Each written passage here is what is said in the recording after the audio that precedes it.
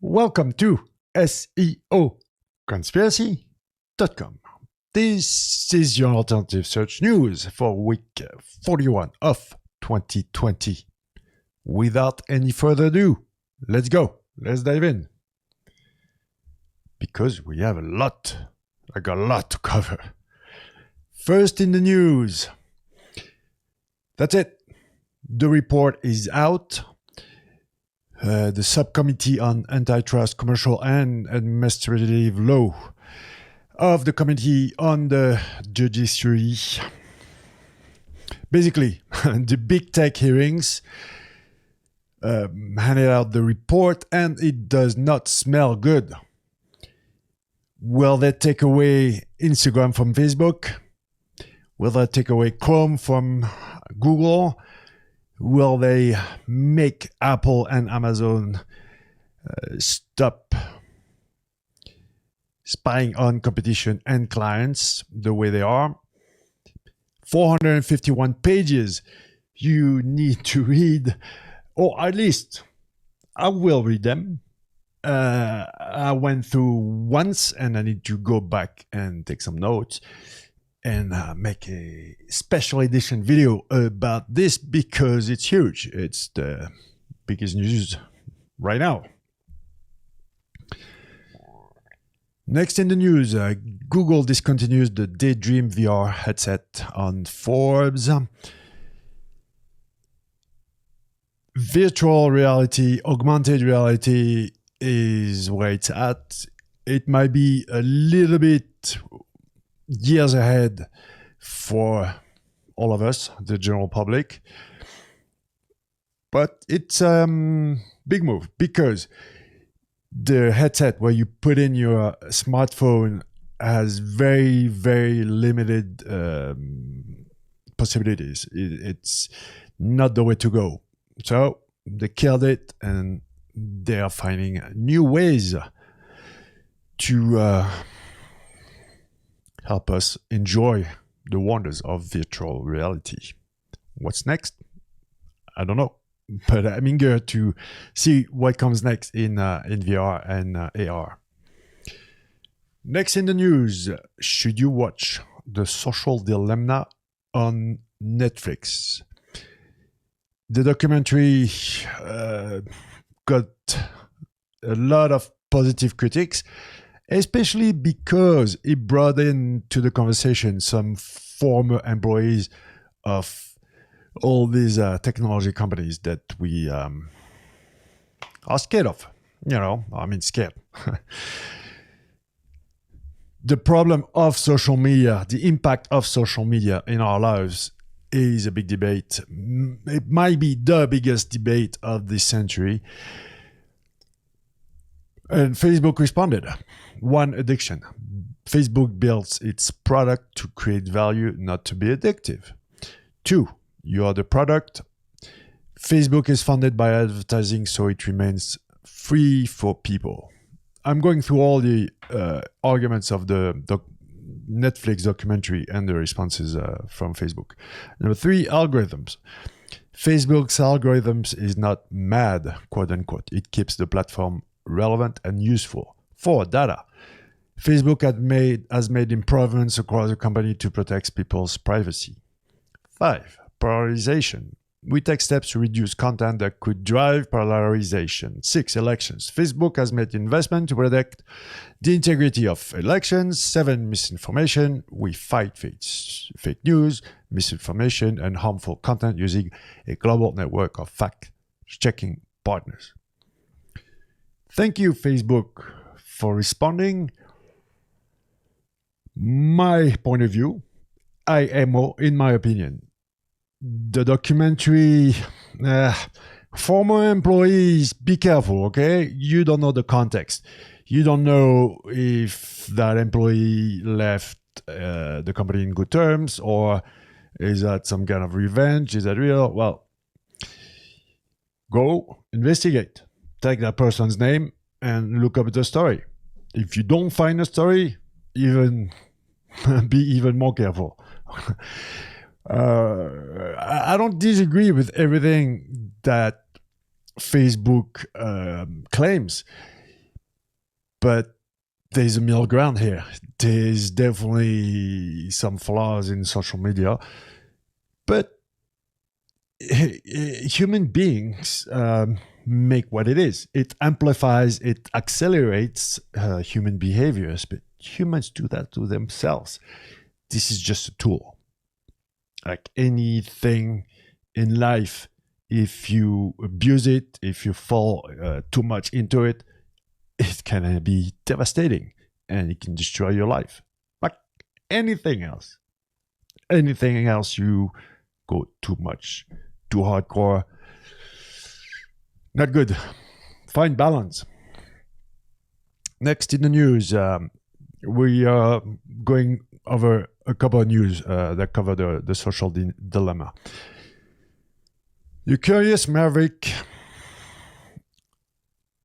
has a theory about the fact that we are victims of Stockholm syndrome on social media. Well, it's not a fact. It's his approach. But definitely worth the read and make some pretty compelling points. However, like I just said, well, are you really a prisoner? Are you really like a hostage? Can you really compare social media to a situation where you are hostage, physically trapped? A little bit of mind control, and you're good. Not like if you're really a hostage or you were kidnapped. On the Atlantic, what Facebook did to American democracy and why it was so hard to see it coming. Another good read.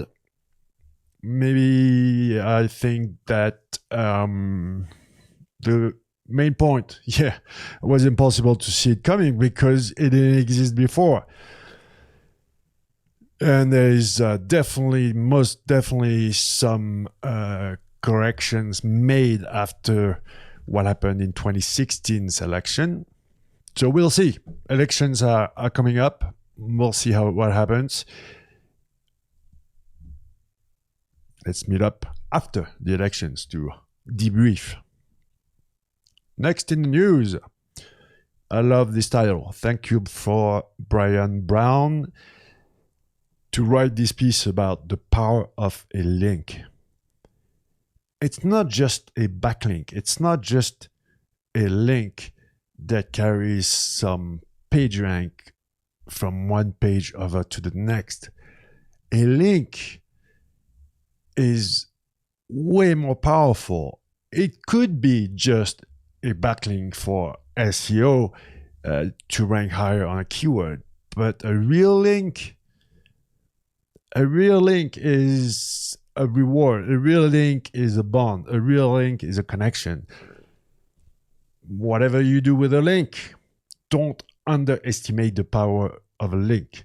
Whatever is the ambition, just page rank or building a real connection with somebody else. It's all up to you, but this is where it's still at in 2020 and the year to come, for sure.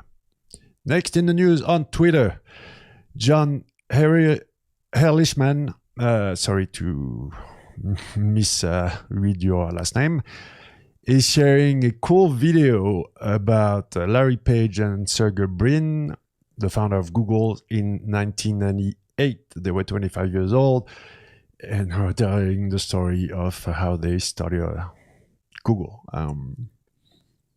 Just funny seeing them so young and the low tech, back in 1998. It's only 1 minute long, so if you know about Google, you already know all the stuff they say in the video. But still, cool video. Thank you for sharing, John. Next in the news, if you want to look for clients, cold callings, okay?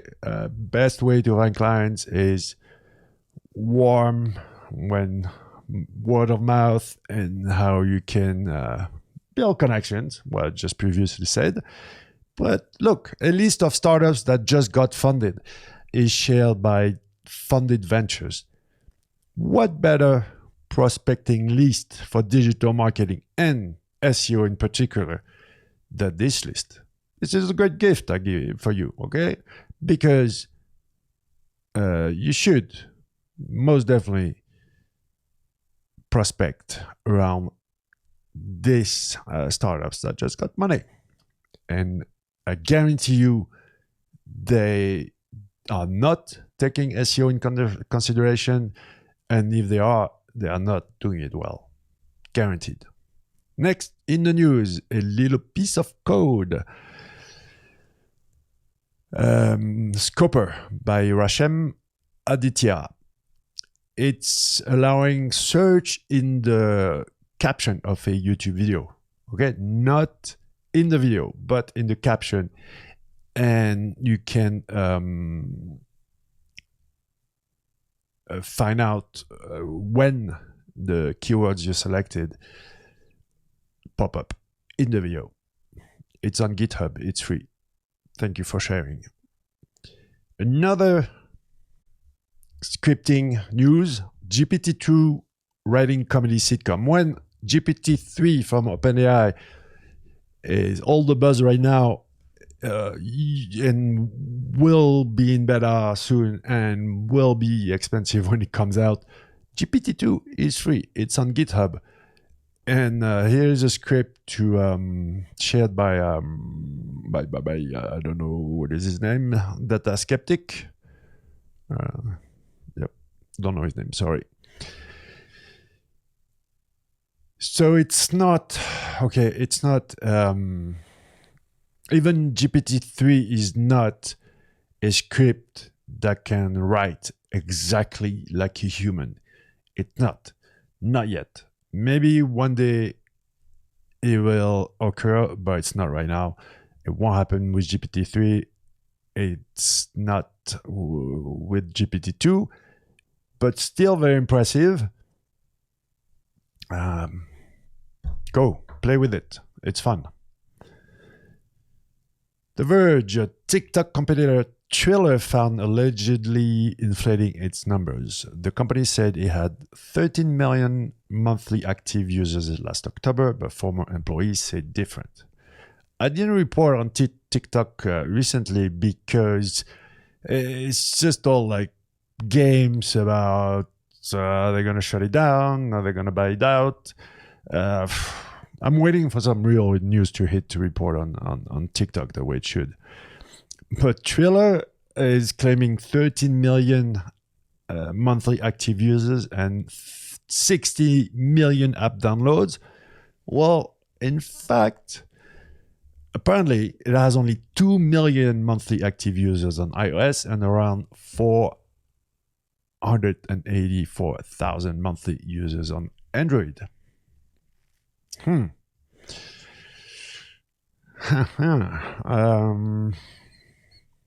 What do you think? Triller or not Triller? I haven't downloaded the app so far. And I just opened the TikTok account for SEO conspiracy. So don't jump in too early unless you want to be an early adopter and an influencer on the platform. Wait a year and a half, 2 years. Don't jump in too late, but don't jump in too early. Don't invest time and or money in everything because there's so much.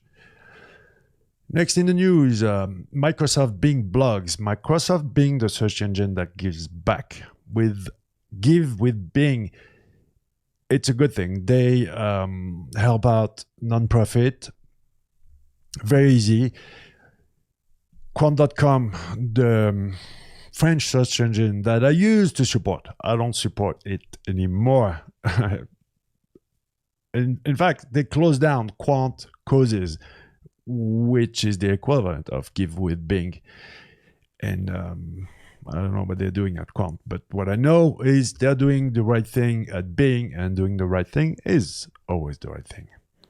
Next in the news, some more Microsoft news. 10 App Store principles to promote choice, fairness, and innovation on the official Microsoft blog. Well, I love it. The top 10 list, that's most definitely headbutting Apple straight up, trying to do the opposite of what Apple is doing. Well, I got news for you, Microsoft. It's not by beating down on your competition that you will build something relevant, especially something as complicated as an app store. Not the right tactic. It's the right move. You should have this kind of values behind your project, but what else? Okay, what else? Don't base your strength on negativity like this. Next in the news, on Smashing Magazine. It's been a while since I reported something or even found something worth mentioning on Smashing Magazine. Not that Smashing Magazine is not good, but I don't relate too much anymore to the content that they produce. But here, developing for the semantic web, week after week after week, I pound on structured data. But I wanted to take this opportunity to say, hey, the semantic web is not semantic SEO. Semantic web is part of semantic SEO. We do use structured data. What is the goal here? The goal is to make the web understandable by bots, algorithms that don't understand what they read. They are dumb. They are not like human beings. Even Google, especially Google. The brain of Google is like a like a worm, okay? Or a dinosaur. That level. So thank you, Smashing Magazine, for explaining in very clear terms what the semantic web is all about. Next in the news, Barry Schwartz reports on Twitter, Google is testing a new user interface for the search tools bar. Yes, they are, Barry, and they are not only testing this, they are testing all over the place. You will be happy because you will have a lot to report on all those changes Google are making, especially the integration between search, ads, and voice. Google is broken. Next in the news, on the official Search Liaison Twitter account run by Danny Sullivan, our former SEO colleague. If you go through, it's been a tough year for Google. They have had many technical issues. I told you my theory, and especially this year, because there's a big shift at the head of Google. There's a new cowboy in town, a new boss. He is the head of search, ads, and voice. And of course, act fast, break things. That's what he's doing. That's the way it should be done. It sucks when you are taking into this Bermuda Triangle where your site is exploded on Google SERP. It will work out, okay? Just be a little patient. The boss, and his crew will figure it out. If there's one guy who can save Google, is Parag Bhakur, the new boss. Next in the news, and final news, SEMrush blog outbound links do their affect SEO. I didn't need a blog post on SEMrush or the tweet that they are displaying from Danny Sullivan to be convinced that outbound links are a good thing. If you don't believe that linking others without the rel nofollow, without the rel sponsored or rel UGC, don't use them. Make real links. make outbound links like you mean them, like you're part of the web, like you understand how Google algorithms works and how you are relevant. Because if you don't build outbound links, you cut out yourself from the entire spirit of the web, from how Google algorithms work, and it's even life in general, okay? The power of the link. You want them, give them. Give them to receive. And that's it for the news this week. You can find all the links I mentioned on the website seoconspiracy.com. Just look up the post for the Alternative Search News week 41 of 2020. Thank you for watching. Until next time, take care.